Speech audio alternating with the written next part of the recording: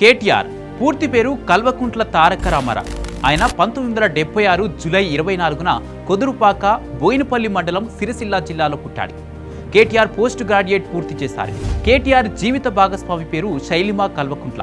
వీరికి కొడుకు హిమాంశు, కూతురు అలేఖ్య సంతానం ఉన్నారు. కేటీఆర్ తన విద్యాభ్యాసాన్ని కరీంనగర్లో ప్రారంభించి హైదరాబాద్లోని సెయింట్ జార్జ్ గ్రామర్ స్కూల్లో పాఠశాల విద్యను పూర్తి చేశారు. 1990-91లో హైదరాబాద్లోని జీజీ స్కూల్లో 10వ తరగతి పూర్తి చేశారు. 1991-93 మధ్య గుంటూరులోని విజ్ఞాన్ కాలేజీలో ఇంటర్మీడియట్ పూర్తి చేశారు.